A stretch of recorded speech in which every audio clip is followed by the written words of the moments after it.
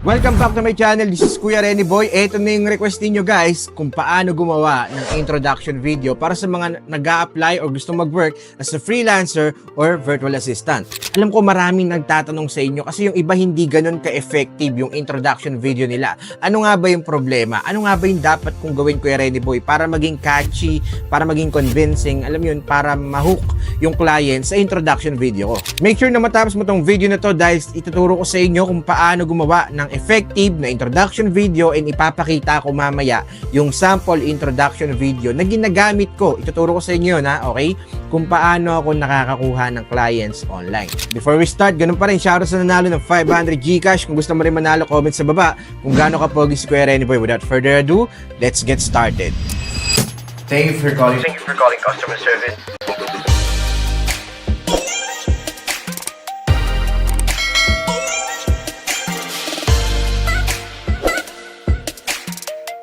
Welcome back sa channel ng mga swabe. Nagbabalik ang inyong lingkod, Kuya Renny Boy, para makatulong na naman sa mga call center applicants, sa mga freelancing or virtual assistant applicants. Alam mo yun, para magka-idea kayo. This time, turuan ko kayo kung paano gumawa ng effective na introduction video. Alam nyo ba guys, pag nag-apply kayo as a freelancer or virtual assistant online, kadalasan, minsan wala, pero kadalasan meron talaga hinihingian kayo ng introduction video. Actually, hindi lang to nire-require ng company. Minsan maganda na i-post or ilagay nyo rin to sa mga profile ninyo sa online platform kung saan kayo nag-a-apply. Kasi guys, real talk, it will serve as your 1-minute sales pitch para ibenta ninyo yung sarili ninyo sa client. Kaya dito pa lang sa introduction video, i-make sure na natin na talagang catchy siya, talagang eye-grabbing. Alam niyo yun, makukuha niyo yung attention ng client ninyo and at the same time, mapapaniwala or makukonvince mo siya na ikaw yung nararapat na i-hire para dun sa position. Kaya kung gusto mo rin mga ganitong uri ng content, don't forget to like this video at i-click yung subscribe button at yung notification bell para updated ka pa sa mga paparating kong videos. And by the way guys, naghanap na pala ako ng mga work from home companies na pwede ninyong applyan. Alam niyo yun, pwede ninyong itry para makakuha kayo ng client. Gagawin nyo lang comment sa baba ng work from home para makagawa pa ako ng maraming videos at malaman ko na interesado kayo dyan. At kung naghahanap naman kayo ng mga local account na call center job, comment sa baba, local account. Alam ko nainip ka na kaya hindi ko na ito patatagalin. Tip number 1 ni Kuya Renny Boy, huwag kang paulit-ulit. Okay, sa paggawa ng introduction video, alam niyo yun, katulad lang rin ng nasa resume, pag ini-interview kayo, huwag nyo nang uulitin guys yung buong pangalan ninyo, yung age ninyo, alam niyo yun, pati yung kung saan kayo nag-aral, kasi malamang nabasa na ng interviewer or ng client nyo yan, and ayaw na nilang marinig yan, kasi paulit-ulit na lang, okay? Kapag gumawa kayo ng introduction video, make sure to follow yung tinatawag ni Kuya Renny Boy na PRT method. Okay? P, personality. Dapat babanggitin mo kung ano yung mga personalities na meron ka. Letter R, kailangan result. Okay? Result-driven message kung paano ka makakatulong sa company. And then T, time saver. Kailangan ma-establish mo sa client na kayang-kaya mong tulungan siya na makapag-save ng maraming time. Okay? Alam nyo guys, kasi yung mga client na yan, most likely mga businessman yan at kailangan nila ng maraming oras. Nag-hire sila ng mga freelancer, ng mga virtual assistant para umiksi yung oras nila, mapadali yung trabaho nila at makapag-regenerate sila ng napakaraming revenue at sales. Kaya always keep in mind guys na kapag nag-apply kayo as virtual assistant, yun po talaga ang magiging purpose ninyo. Kailangan ninyo mapagaan yung trabaho ng mga clients and at the same time, kailangan nyo sila matulungan para makatipid sa oras. Tip number 2 ni Kuya Renny Boy, huwag kang tumingin sa cellphone mo or sa mukha mo kapag gumagawa ka ng introduction video. Okay? You should focus on your camera lens. Okay? Katulad ng ginagawa ni Kuya Renny Boy. Sarap mong kurutin.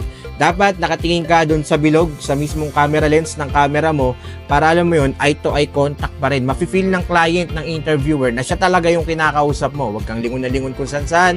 Kailangan nakasmile ka, kailangan confident ka na dinideliver kasi dapat talaga totoo at maniniwala siya na kayang-kaya mong gawin yung trabaho. Tip number 3, huwag kang magpambahay. Siyempre kahit papano, tinitignan din ng interviewer. Ikaw, kung preferred mo, naka-formal attire ka, naka-ayos yung damit mo, may kwelyo, okay lang naman. Siyempre dapat maligo rin kayo. Ayusin ninyo yung itsura ninyo, okay? Alam nyo yun, based on my experience, they are not actually focusing about what you are wearing. They are more focused about what can you bring on the table. Kasi most likely, ang hinahanap nila sa applicant nila is yung skills. Ano ba yung maiko-contribute mo? Ano ba yung maitutulong mo? Ano ba yung silbi mo sa kanila? Okay, yan yung laging nasa isip nila. Wala silang paki kung anong sinusuot mo. Basta wag lang talaga pambahay.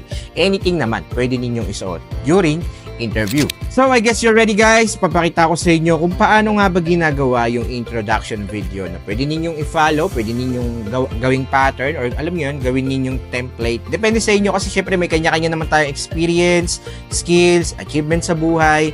Basta pwede ninyong i-follow yung sinasabi ko na PRT, okay? Ulitin natin.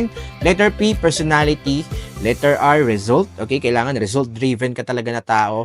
And then pangatlo, time saver. Kailangan yun yung magiging purpose mo kapag nag-a-apply ka bilang isang freelancer or virtual assistant.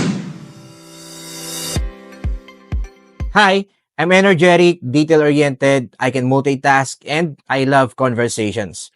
As a result-driven person, I always make sure that there's no room for errors. I always put quality in every task, every output or projects that I'm doing.